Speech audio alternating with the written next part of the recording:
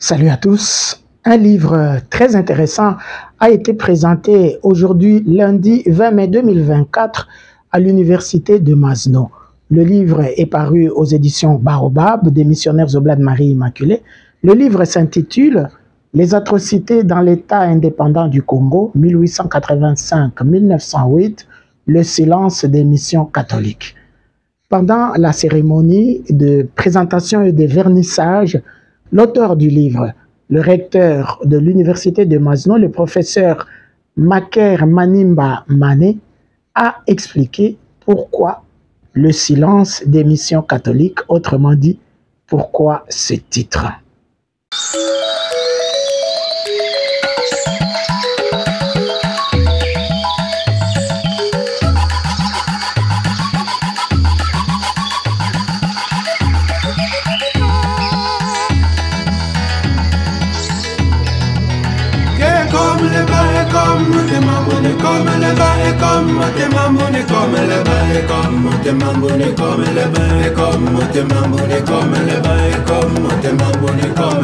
Au regard de la documentation mobilisée et des questions soulevées, cette étude se structure en 4 chapitres.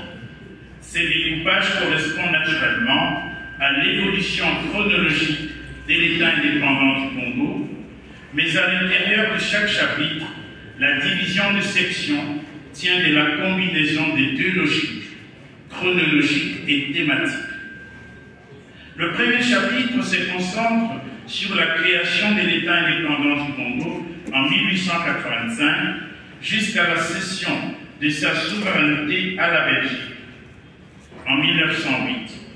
Ces chapitres analysent les modes de gestion et de mise en valeur de la nouvelle colonie et mettent un accent particulier sur les atrocités commises au Congo par les agents de l'État et ceux des sociétés concessionnaires. Parmi ces atrocités, on peut citer l'arrestation et l'emprisonnement des notables congolais, la prise d'otage des femmes avec leurs enfants, la flagellation à la chicotte, mutilation des membres et des organes génitaux, imposition arbitraire d'amende, expédition punitive, massacre collectif, incendie des villages, destruction des récoltes, corvée des portages à dos d'homme, etc. Il faut dire que le système d'exploitation mis en place au Congo par Léopold II entre 1885 et 1908 a été accompagné de son cortège d'abus et d'exactions, que ce soit le pillage des ressources naturelles, la destruction des récoltes, du bétail ou la ruine des villages et du patrimoine culturel et artistique, les arrestations arbitraires, les massacres.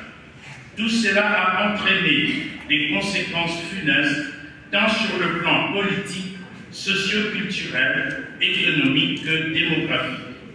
Sur le plan politique et social, le système léopoldien a eu pour effet la désintégration des royaumes et empires florissants tels que les Yéké, les Luba et les Rund. Il a accéléré partout la déchéance de chefs traditionnels qui, depuis la proclamation de l'État indépendant, survivaient difficilement à l'effondrement des sociétés africaines.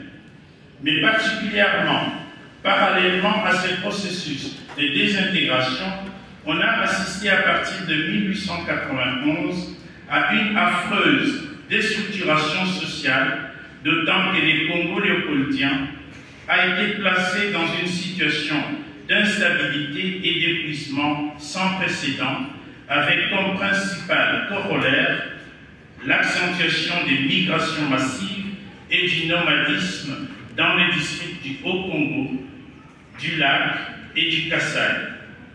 Ailleurs, la multiplication des postes d'État nés de la période léopoldienne sont apparus comme des créations artificielles, car au lieu de contribuer à une meilleure organisation des chefferies indigènes, ils n'ont fait qu'accélérer leur déstabilisation.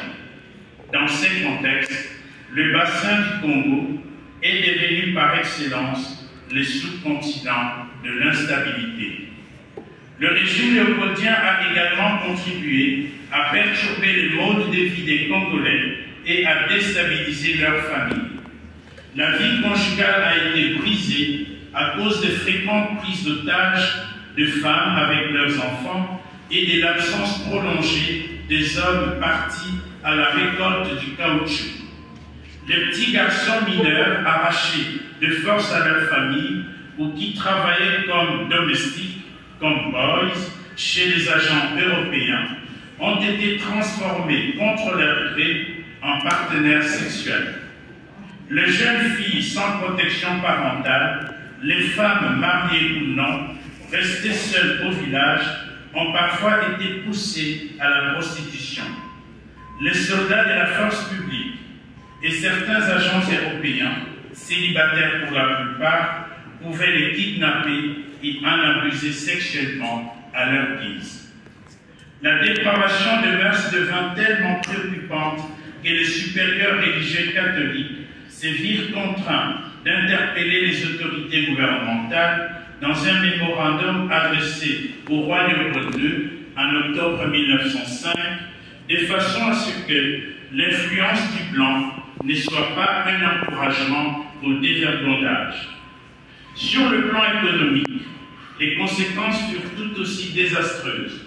Le régime foncier inauguré par l'État indépendant du Congo dès sa fondation a contribué à détruire le système traditionnel de propriété collective de la terre et de ses produits et a privé les indigènes de la possibilité de faire du commerce, faute des denrées à vendre. L'agriculture s'est réduite aux plantes les plus élémentaires. Les commerces indigènes s'est interrompu. Les métiers artisanaux, perfectionnés depuis des siècles, comme le travail du fer, forger ou du bois, se sont perdus. Car le régime léopoldien, d'après le rapport de la commission d'enquête internationale, enserrait l'activité des indigènes congolais dans des espaces très restreints et immobilisait leur état économique. Il n'y avait donc aucune perspective d'avenir pour les indigènes congolais, maintenus à dessein dans un état de civilisation inférieur. La production de caoutchouc occupait les indigènes au point de ne leur laisser que peu de temps pour les travaux des champs. En plus, les mouvements continuels des hommes des troupes avec leurs femmes et enfants, les déplacements massifs des villages, les destructions systématiques des récoltes lors des expéditions punitives, les cultures obligatoires, tout cela a entraîné la famine dans plusieurs contrées. Il faut dire finalement que les années de l'exploitation du caoutchouc au Congo léopoldien ont aggravé la crise démographique. Celle-ci résultait principalement des rigueurs de la politique fiscale ainsi que de l'apparition et la propagation de nouvelles maladies à cause de la multiplicité de déplacements et de brassage des populations.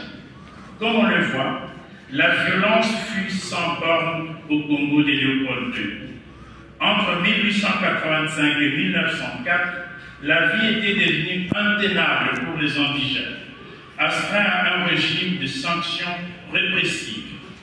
Dans ce contexte, les crimes de l'administration léopoldienne furent de tuer et de faire tuer des gens dont la seule faute était d'avoir été dans l'incapacité d'atteindre la quantité requise de récolte de caoutchouc. Il faut néanmoins préciser que l'impact de cette politique sanglante du caoutchouc n'a pas été la même partout. L'Équateur, le Maïnombe et les Kasaï furent le plus sévèrement touchés, l'exploitation y étant la plus facile du fait de la présence des grandes rivières. C'est dans ces contextes fortement marqués par la terreur engendrée par le caoutchouc qu'ont évolué les relations entre le Saint-Siège, les missions catholiques et la direction supérieure de l'État indépendant du Congo. Dans ces relations, Léopold II semble avoir habilement utilisé ses réseaux d'influence pour demander et obtenir du Saint-Siège de réserver exclusivement aux missionnaires d'origine belge l'évangélisation du Congo. Les missionnaires du Saint-Esprit qui étaient arrivés au Congo en 1880 avaient été chassés du Congo parce qu'ils étaient tous d'origine française. Une fois la lumière faite sur la nature des abus commis, il ne me restait plus qu'à la projeter au 3e chapitre sur l'attitude de réserve officielle adoptée par les missions catholiques durant la campagne anti-congolaise. Ces missions catholiques majoritaires au Congo ne se sont pas mobilisées officiellement contre le régime fiscal léopoldien, générateur de traitements dégradants infligés aux indigènes congolais. Ces missions catholiques sont restées plutôt discrètes, se refusant presque de joindre leur voix au concert des protestations élevées contre Léopold II et son gouvernement. Entre 1904 et 1907, leur situation a occasionné à leurs supérieurs le plus grave souci, car en l'espace de quelques années, elles se sont trouvées en butte aux attaques les plus acerbes de la part de la presse anglo-saxonne et de certains cercles protestants, particulièrement en Angleterre et aux États-Unis d'Amérique. J'aimerais que ceci soit clair. Dans la campagne engagée contre l'État indépendant du Congo, coupable de crimes contre l'humanité, les missionnaires protestants firent preuve d'un radicalisme impitoyable vis-à-vis du système léopoldien. On peut leur reprocher d'avoir exagéré dans leur dénonciation. On peut également les accuser des partis pris ou d'arrière-pensées idéologiques et politiques, mais on ne peut pas perdre de vue le fait que ces protestants, mieux que les agents de l'État indépendants, mieux que les catholiques, entretenaient un rapport assez authentique avec les populations indigènes. Contrairement aux missionnaires protestants, les missionnaires catholiques ne prirent pas part à la campagne anti-congolaise, se contentant d'endiguer de temps en temps les flots de critiques émanant de la Congo Reform Association et des milieux protestants anglo-saxons. Dans leurs réactions généralement émotionnelles, les missionnaires catholiques avaient tendance à justifier l'action de l'État indépendant, donnant parfois l'impression que les abus commis au Congo ne relevaient que des cas isolés, déjà reprimés par l'autorité coloniale.